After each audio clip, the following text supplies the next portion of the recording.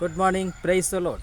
ઓ યરુસાલેમ, યરુસાલેમ, પ્રબોધકોને મારી નાખનાર ને તારી પાસે મોકલેલાઓને પથ્થરે મારનાર, જેમ મરઘી પોતાના બચ્ચાને પાંખો તળે એકઠા કરે છે, તેમ તારા છોકરાને એકઠા કરવાનું મેં કેટલી વાર ચાહ્યું, પણ તમે ચાહ્યું નહીં.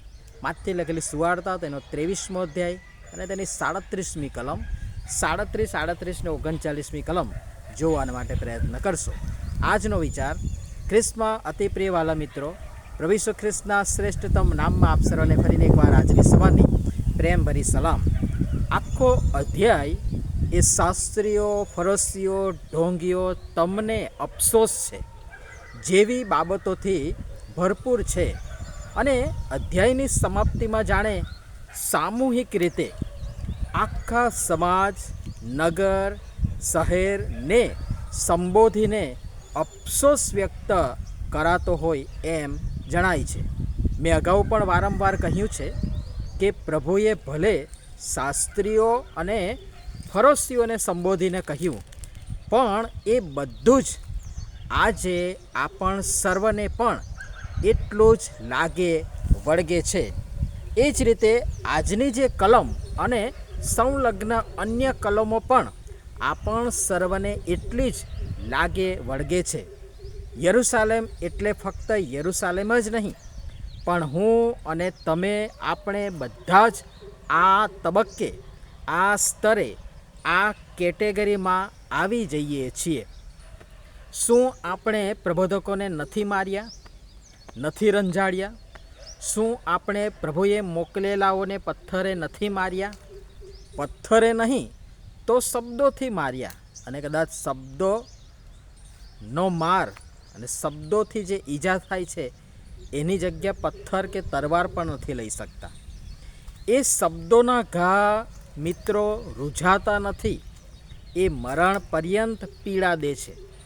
પ્રભુએ કેટલીય વાર આપણને જેમ મરઘી પોતાના બચ્ચાને પોતાની પાંખો તળે એકઠા કરે, જોખમોથી, સંકટોથી, શિકારી પશુ પક્ષીઓથી બચાવે, સુરક્ષા પૂરી પાડે, તેમ પરમેશ્વરે પણ આપણા માટે એવું અને એનાથી એ કંઈક કેટલુંય વિશેષ કરવા ચાહ્યું અને કર્યું પણ ખરું, અને આજે પણ કરી રહ્યા છે.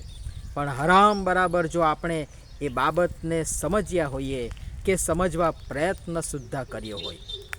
તેમણે તો ચાહ્યું અને કર્યું પણ ખરું, પણ મેં અને તમે, આપણે એ ચાહ્યું નથી, અને પરિણામ આપણે એ સમયનું, પછી એ ઇઝરાયેલી પ્રજાનું હોય કે યરુસાલેમનું હોય, આપણે જોયું, અનુભવ્યું, અને આજે પણ આપણે એનું પરિણામ જોઈએ છીએ.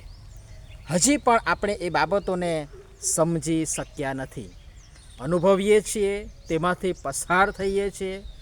તમારે સારું, તમારું ઘર ઉજ્જડ મુકાયું છે, એનો અનુભવ પાછલા કેટલાક વર્ષમાં આપણને પ્રત્યેકને બાખૂબી થઈ ગયો છે. યાદ છે ને લોકડાઉન? મંદિરો, ઘરો, શેરીઓ, ગામો ઉજ્જડ રહ્યા. નિરાશા, હતાશા, વહાલાઓની વસમી વિદાયને કારણે લોકો દુઃખી હતા અને આજે પણ છે. ઉપરથી દુષ્ટ વેરીએ ઇમોશનલ હથિયાર ચલાવી લોકોને ગેરમાર્ગે દોરી ઈશ્વરથી દૂર કર્યા છે.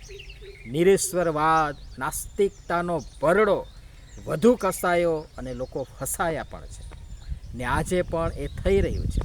અને તેથી એ નિષ્ઠુરતા, એ જડતા છોડી આવો એ પ્રભુ પરમેશ્વરને અંગત રીતે ઓળખીએ, જે પોતાની પાંખોના આશ્રય હેઠળ મને ને તમને રાખે છે, રાખવા ચાહે છે. કબૂલીએ કે પ્રભુને નામે જે રાજા આવ્યા ને જે પાછા આવશે તે આશીર્વાદિત છે. પ્રભુનું આગમન નિશ્ચિત તો છે જ, નજદીક પણ એટલું જ છે. એ સ્પષ્ટ છે. જે કંઈ થઈ રહ્યું છે, બની રહ્યું છે, એ આપણા માટે નવાઈની વાત નથી, કારણ કે ઈશ્વરે, આપણા પ્રભુએ એ અંગે વર્ષોથી આપણને જણાવી જ દીધું છે વચનો મારફતે, અને તેથી વિચારીએ, સમજીએ અને પ્રભુ જેમ ચાહે છે તેમ આપણે પણ ચાહ રાખીએ, તેમાં મક્કમ રીતે વધીએ. અને પ્રભુ આ બધી બાબતો સમજવા માટે આપણે સર્વને તેમની કૃપા આપો, સહાય કરો, મદદ કરો. આમીન. ધન્યવાદ.